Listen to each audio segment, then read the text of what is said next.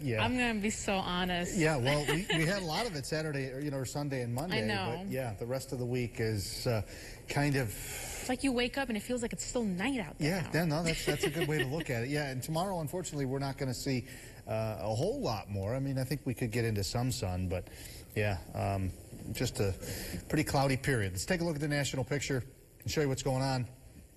Notice the thunderstorms right now firing in essentially Kansas, Nebraska up into, I guess north central Kansas is getting in on the action.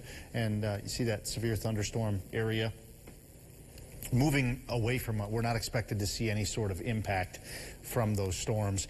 We've seen a lot of moisture the last couple of days in terms of clouds and showers. And, you know, as we move in closer, you'll see that the showers are still out there. They're moving off to the north like they have been all day, but the showers that are essentially moving out of Chenango County right now. And I expect a lot of dry time overnight tonight. Temperatures, we just haven't moved much. Again, with the clouds in place, it's a pretty stable air mass. Showers will diminish into tonight. Hints of summer lying ahead in the road. A few storms are possible both tomorrow, Friday, and Saturday. And Monday, no storms, but it could be quite chilly. GFS showing temperatures in the 50s Monday afternoon, upper 50s in the afternoon to low 50s in the evening. But the European weather model showing highs in upper 40s. So some uncertainty there. We'll see what happens is with high pressures it builds in on Sunday night into Monday. That will determine exact temperature for Monday. Temperature outlook from the 20th through the 24th, a lot of blues shaded in the Great Lakes and the Northeast. That essentially means that the pattern is trending towards supporting below average temperatures here in our area. So overnight, overcast skies. Tomorrow morning, cloudy.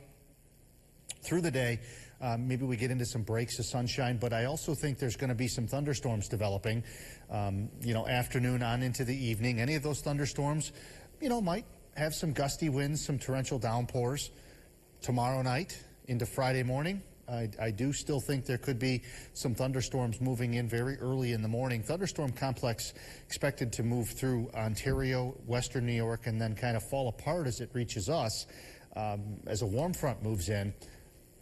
Clouds around Friday morning. Friday afternoon, we get into some sunshine, and I do think that this guidance might be underdoing the coverage of the thunderstorms because it's going to be a very warm and muggy air mass, and that means instability will be building during the day Friday. So I am expecting more thunderstorm activity than what the future track is currently showing for Friday, especially with that warm front coming through. But the next 7 days showing with, some sun over the next 3 days, easily, especially Friday and Saturday, we could easily get into the low 80s in some of the warmest locations. You'd probably need 3 or 4 hours of sun to get there, but it's going to be warm and muggy.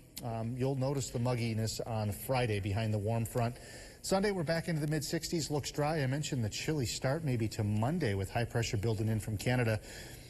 Highs might only be in the low to mid-50s for Monday. Overnight lows Monday into Tuesday will be quite chilly.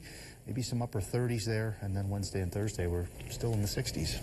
I don't think I will get over ever the drastic random temperature changes from going from 80 to 50. Yeah, you don't see that where you're from very often, do you? Not really, no. Yeah, it's always just really hot. It's always hot there. It's always just hot. Yeah.